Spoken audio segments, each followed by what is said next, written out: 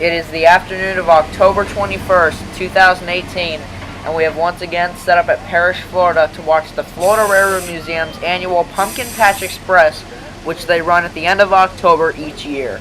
After boarding the train, you will take a 6-mile train ride out to their yard at Willow where the pumpkin patch and other activities are.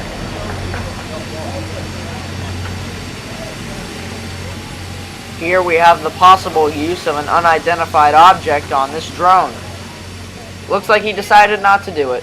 Thanks, Adam Swindle. Now back to the train. On this cool October evening, we have come out to watch the 4 o'clock trip of this Pumpkin Patch Express. They run this train for 2 weekends in October. This year it was the 20th and the 21st, the 27th and the 28th.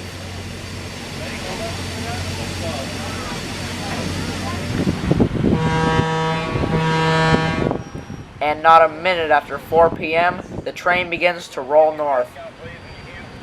And if you look in the distance, you can tell 1835 is giving no slack to this train whatsoever.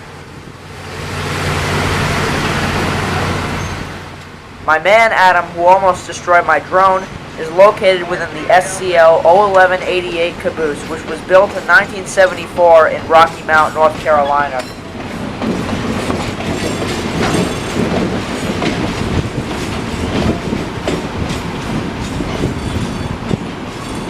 Jumping about 2 miles north to Dickey Road, we get to see the pretty lengthy Pumpkin Patch Express pass us once again.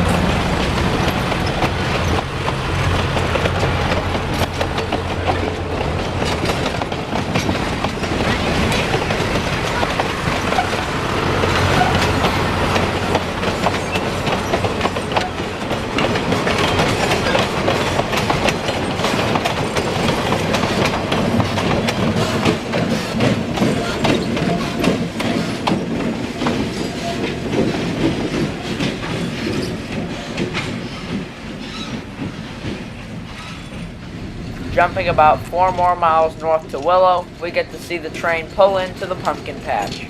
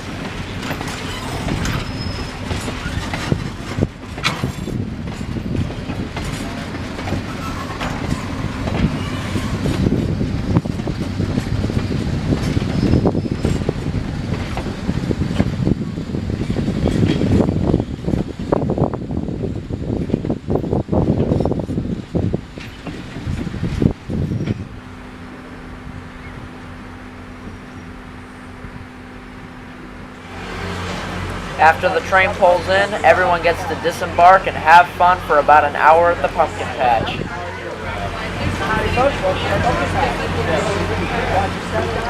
And now for an extra feature on how Adam Swindle became the Florida Railroad Museum's caboose boy. Alright Adam, how did you become a caboose boy here at the Florida Railroad Museum?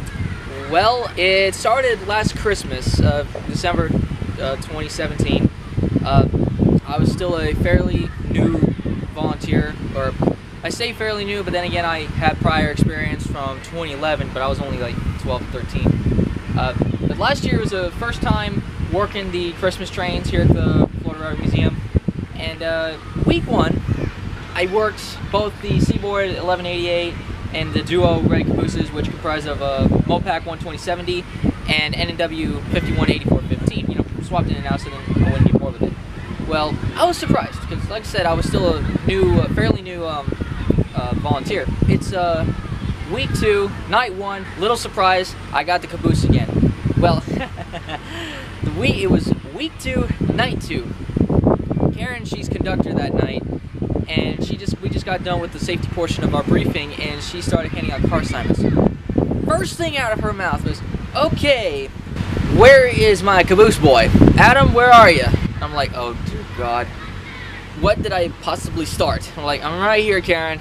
She just said, "You know where to go?" I said, "Okay." So that was the first instance. Well, ever since then, whenever I'd be volunteering and there was a caboose rental, there was a chance that I was going to get it. And the term caboose boy was used loosely. Well, February of this year, I finally got a new badge. I still have my original badge from 2011, and it was just a very basic one. It was black. It had my name in Times New Roman lettering, and it was a safety pin style. I had that one, but I wanted to get one of these magnetic badges because they're a lot easier to tend with, and they don't poke holes in your clothing. So I got a new one that had my regular name on it, but that's kind of a side thing. To get to the point, later that night, a lot of us from that day's work, we grouped at FRRM's, and I got to talking to Karen Apple, who was, I think, conductor that day. Ticket office Karen and Kate. I was telling them, how I really like the new badge, and I said, it'd be pretty funny if I got another badge that just had my name, and under it said Caboose Boy. The entire table heard. They just about fell on the floor laughing, and I laughed too. It was funny. But little did I know that Karen Apple, she took that to mind, and she was going to get this badge made.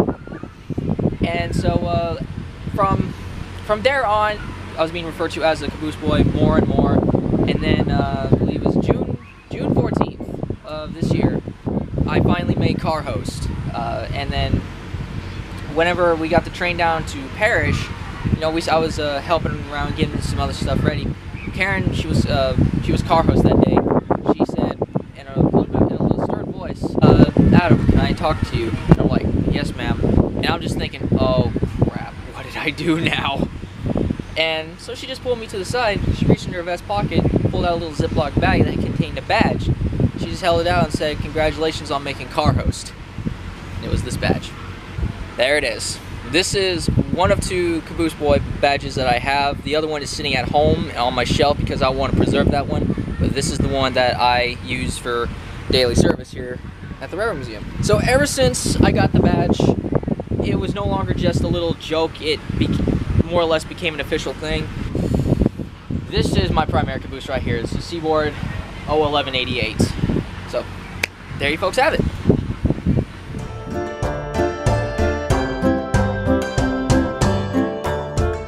Taking a look at the pumpkin patch, we have the main attraction, the pumpkin patch, food stands and other activities for the little ones to play around with for about an hour while they sit at Willow, including a tractor ride around Willow Yard.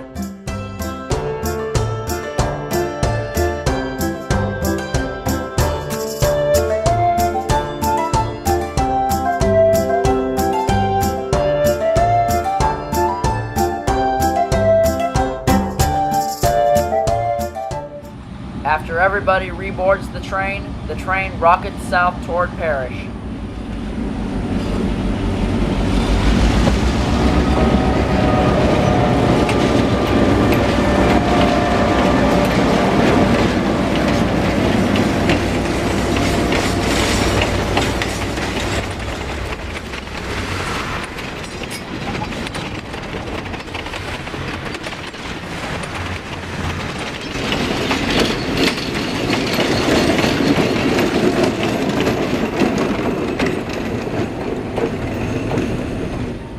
In the just beginning sunset, the Pumpkin Patch Express passes milepost 858.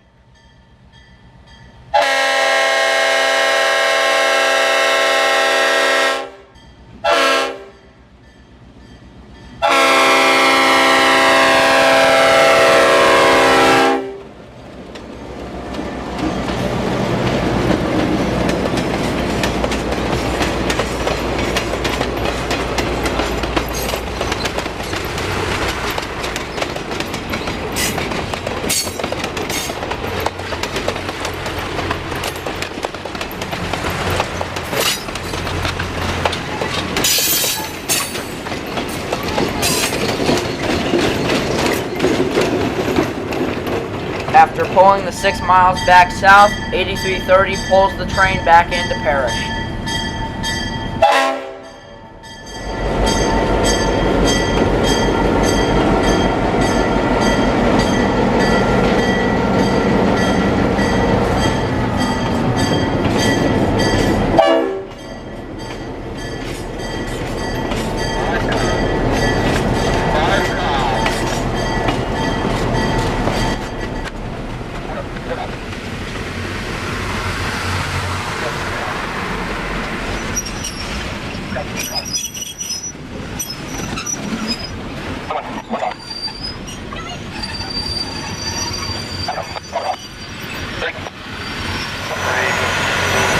That'll do. Train in, 8330. Good stop, all stop.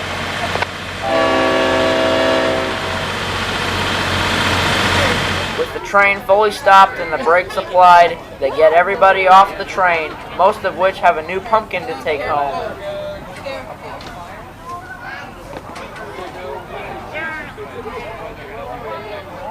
Copy that. With everybody off the train, they prepare to take the train north to Willow to tie down for the week. Taking the train back north to Willow, all of the crew members except 2 who are riding in the 1835 have gone home, so nobody is on the train except the 2 in the 1835.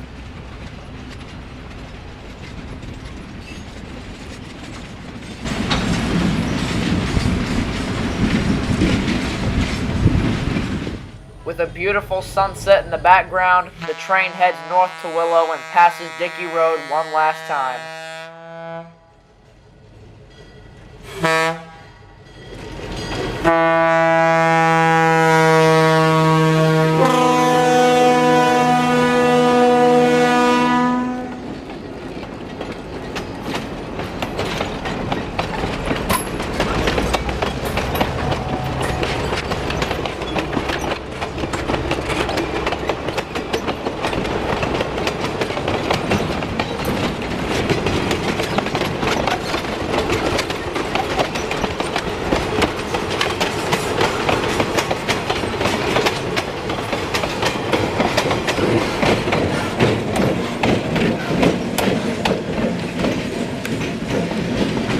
With the pumpkin patch heading off into the sunset, that would end our Sunday of watching the Florida Railroad Museum's Pumpkin Patch Express for the year of 2018. I hope you've all enjoyed, and at milepost 858, this is Coder Beaner, out. But not yet, we have a few bloopers to show you before we end this video.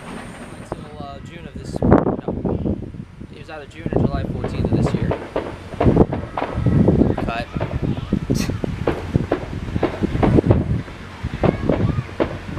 Cut. Oh no, you could probably just edit that out. Yeah, I'm just gonna edit it out. Nice. That's nice. That's nice. Oh my god. That's nice. That's nice. Dude, you need to post that. You gotta post that on Facebook Post and that on- share that to me. Cut! Okay, ask it again. Okay. Once again, I hope you all enjoyed the video, and with that being said, this is Coder Beaner in Parrish, Florida, out.